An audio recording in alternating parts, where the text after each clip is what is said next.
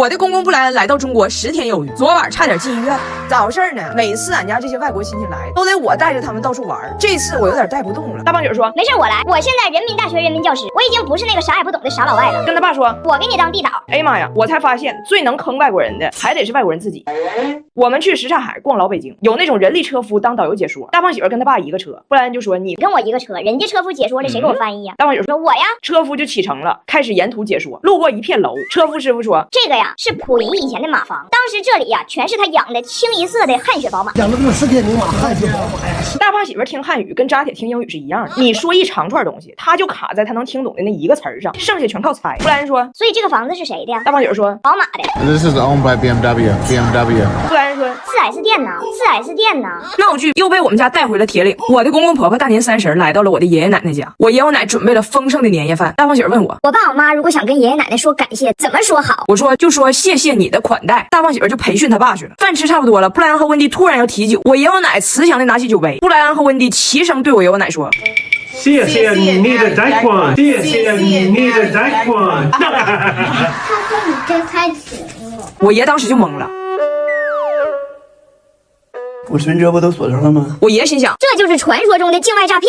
这素材扑面而来。我过年白天串门，晚上我都得熬夜记，脸都蜡黄了。幸亏我一直带着迷菇哈拉湿肤水，它对付我这种常年熬夜而发黄的皮肤问题最专业了。长期用还美白，温和不刺激，无论北京还是东北，皮肤都水灵灵的。布莱恩诈骗完我爷，又说想尝试一下中医按摩。大胖媳妇警告他爸，中医按摩可是真摁，那可挺疼。我公公就问，如果按摩师傅摁太疼了，我想跟他说我不要疼的，我用中文怎么说呀？大胖媳妇说，我告诉你 ，no， 中文就是不 ，pain 中文就是疼。你如果觉得吃的太辣，你就要告诉他不辣；你如果觉得摁的太疼，你就要告诉他不疼。说菜不疼不疼不疼不疼不疼不疼。大胖媳妇领他爸去了。我觉得布莱恩他也是该，我一个中国人在旁边呢，他不问我，他问老外。我当时就知道过年的节目来了。不疼，不疼，不疼，不疼。师傅也是个要强人，这老外挑战我，嘴挺硬啊。大过年的，我不信我摁不死你。不疼。你们的力度不足，我不现在在家。不疼。大胖媳妇吧，倒是真没有故意坑他爸，他自己也是这么做的。布莱恩疼哭了。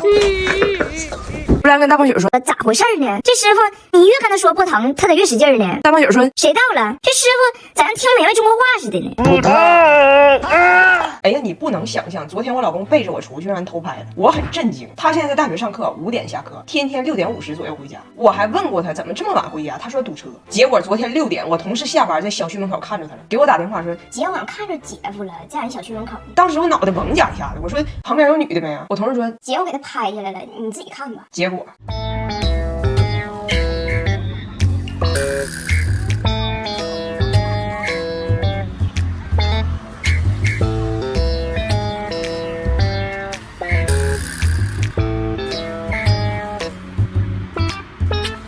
哎呦我的妈！是有女的，不少呢，不少呢。所以有人问我说，大胖媳妇曾经其实底子还不错的，她经历了什么呢？她来中国之前155斤，不光瘦了，还有腹肌。这一切都发生在08年奥运会那年的夏天，她来了一趟中国，14天胖了20斤，那肚子回加拿大他妈以为她肝腹水了。当时呢倒也还好，回到加拿大很快就瘦回来了。但是人就从此不对了，辗转反侧，夜不能眠，脑袋里就俩东西，一个锅包肉，一个烤冷面。最后决定要来中国申请研究生，第一次还没考上，但是不气馁，裸来，在中国考研不到1年，从155考到了180。所以我当时见着他的时候吧，他是个胖乎小伙，还不至于是大胖媳妇。再后来认识了我，2010年大约在冬季，他来到了东北，锅包肉的祖籍。在这里啊，他的每日例汤就是铁锅炖大鹅锅底那个汤，每日的晚餐沙拉是麻辣拌。还问我妈说，我每天喝汤吃沙拉，怎么越来越胖呢？晚上饿急眼的时候还老摸黑去贡品台跟我姥爷请糕点。那一个寒假他骤胖到什么程度，我只能这么跟你形容吧，就是离开东北之后，我们涂抹了很多药膏，才缓解了他的妊娠纹。从此颜值这不就一去不返了吗？随着体重越来越胖，头发也越来越少。我有时候看着他心里可不是滋味的，但是你要让我花钱帮他捯饬呢，我还舍不得。想用我的复原蜜，我更舍不得。尤其这个季节，脸皱非常干，抗老修护更明显。上妆之前在粉底液滴两滴复原蜜，那底妆非常服帖，配合双效精华，用脸更细腻光滑。然后他这不是上大学当老师去了吗？今天他 U 盘坏了，我让我同事给他送一下。我同事到了，在食堂见着他，回来跟我一顿告状，说姐夫11点半下课，先吃的东区食堂，下午的课在西区。姐夫2点上课之前，西区又造一顿呢。而且我同事跟我说每顿饭哈，咱不说别的，食堂给的那个取餐呼叫器，姐夫揣一兜，别人是手里一个，小震，姐夫那被震的脸蛋子都哆嗦了。别人午休自习，他午休吃席呀，吃席呀。一个人如果真的自信，他到底能有多快乐？昨天我们要去拍大胖媳妇去接拿铁放学，在路上迎面走过来一个大姐，就看了他几眼。大胖媳妇很坦然地接受了大姐的凝视，然后转头跟狗说：“对我就是明星。” Yeah, I'm a star. 关键是人大姐压根儿不认识他。哎，那个女士是俄罗斯人吗？是俄罗斯人吗？他没有在故意出梗，也没有在开玩笑，他就是这么自信。他对自己的认知跟现实是有很大偏差的，所以他这么快乐。前一阵我劝他去健身房锻炼锻炼，他回国之后又胖不少。我说你好歹的控制一下，他就每周去健身房，1周4练，坚持了2周之后又胖了4斤。然后我俩有一个共同的朋友，他就老跟他一起去健身房。我就问我这朋友，我说你姐夫1周4练1斤没掉，你下次去的时候帮我观察一下，完你告诉我一下你姐夫到底是咋练的呗。根据一线记者发来的报道啊，晚上7点半时许，大胖老师出现在了健身房，一共待了50分钟，30分钟在放松和拉伸，时不时会对自己健美的身材陷入沉醉。半小时后，大胖老师终于蓄势待发，走向了器械区，开始刷抖音。我朋友说，姐夫呢，器械几乎做了1遍，动作几乎一下没练。你别看他偷懒不上重量，但是所有的领域人都涉足呢。器械完人还有氧，在跑步机的时候还给我发来了一个图片，今天燃烧的卡路里。但是我从前方记者的实况转播里都看着呢，不光说那个不是他自己跑出来的卡路里，他还在跑步机上点外卖。我仔细一拉画面，还能看出来点的是腰子，点的是腰子。回家我就跟他说，我说你是咋健身的视频我都看着了，那你干啥去了？他说我也不知道，你非让我去吗？不是，我一直不理解你为啥让我锻炼身体。我尤其不懂的是，为什么那么多人老是嘲笑我肚子大？说实话，每次站在镜子前，我自己看自己肚子，刷屏啊，刷屏啊！我实在是无奈，我就跟他说，不行，你就在家做做家务得了。咱家有大卫平板拖把、5重刮刀，刮水贼干，加厚棉布，吸水力强，高处角落都能清，一把拖把全搞定，沉浸式家务体验，这样既能消耗卡路里还不累人，两全其美。他不光觉得自己是明星，觉得自己肚子刷屏，还觉得自己汉语贼好，在老外中属于佼佼者。结果昨天遇到中国人一个小小的用词上的区别，他又翻车了。我同事郑州人跟他一起吃饭的时候想给他让个座，郑州人呢管这个位置啊，他叫味儿。我同事就跟他说，你坐这儿这有味儿。结果他告人家，我知道是我放的。来这边大味儿。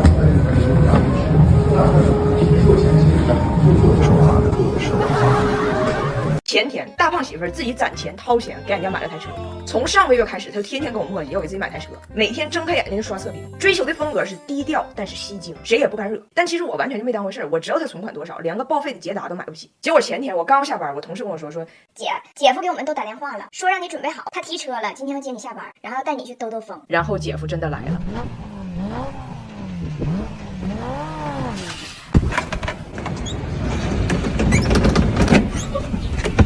来这吧。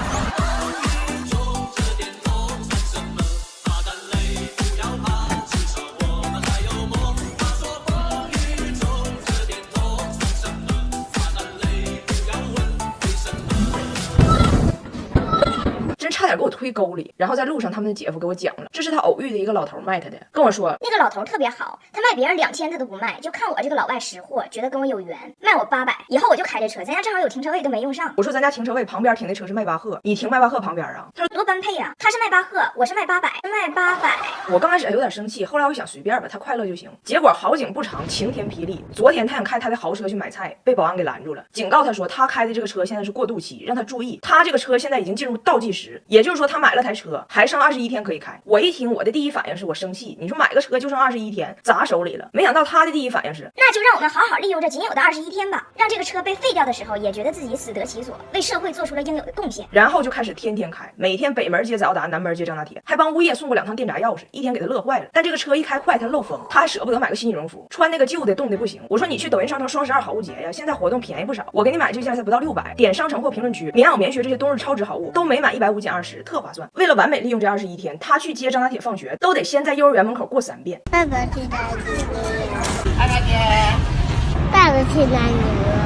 主打一个3过校门而不接，子欲上而亲不待，亲不待，一天天的开的老开心了。我看着他开心，我是尊重，但有时候我确实也憋不住，不得不实话实说。他开车让我在道边看他，问我你有没有感觉到这个车像一个行走的大头贴？你在外面看就能感受到里面的人有点快乐。我说我说句实话啊，你吧把车装太满了。我们从外面看呢，感觉这车像行走的另一种照片。从这个车旁边过，你说能感受到里边的人有点快乐呢，不是很恰切。更准确的说，能感受到里边的人有点安闲，安闲。